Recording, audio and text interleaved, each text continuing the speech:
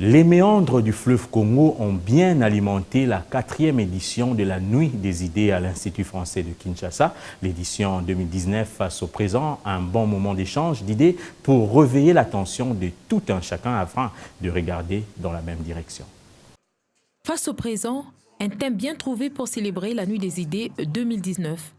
Une 4e édition qui a planché sur les méandres du fleuve Congo en RDC à l'Institut français de Kinshasa.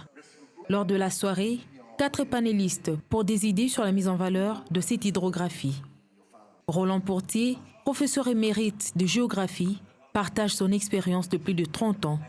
Il constate que la priorité est orientée sur la réhabilitation des routes au détriment du fleuve. Sur le plan économique, le fleuve a perdu énormément de son importance, que les grands courants économiques se trouvent tous en périphérie, qu'ils ne passent pas par le fleuve, qu'on exporte par la voie ferrée, par la route, mais pas par l'eau, et qu'il y a donc tout un travail de réhabilitation du fleuve qui me paraît être une priorité, qui devrait être une priorité dans les investissements d'infrastructures.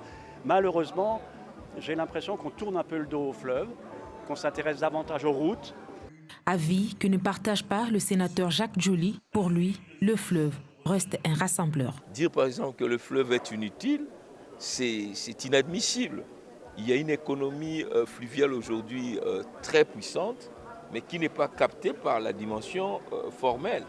Je viens de la campagne aujourd'hui, tout s'est fait par l'eau. Mais sauf que c'est une économie des pirogues, une économie de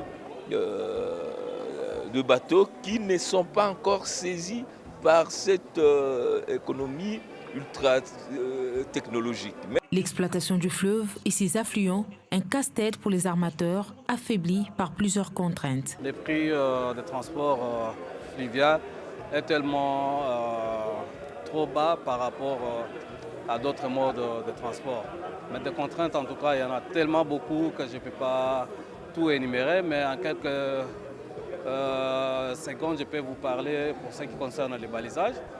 Nous avons des difficultés de balisage pour le moment, du fait que malgré qu'il y ait un soutien de l'Union européenne, vous l'avez entendu, nous n'avons pas les frais de fonctionnement. Du moins, le fleuve Congo reste mystérieux et garde des secrets propres à lui qui ne peuvent être dévoilés que par lui, évoque la régie des voies fluviales. Le fleuve, comme on a voulu le mystifier, il faut le voir sous plusieurs angles. Non? Et évidemment, moi je sais que oui, le fleuve a beaucoup de méandres, mais le fleuve en soi, lui-même aussi, garde un certain secret.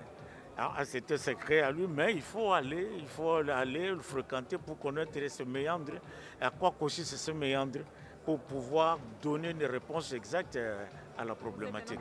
Cette soirée inédite d'échange des idées était ponctuée par la projection des films sur ce majestueux fleuve. Chacun s'en est sorti avec une idée face au présent.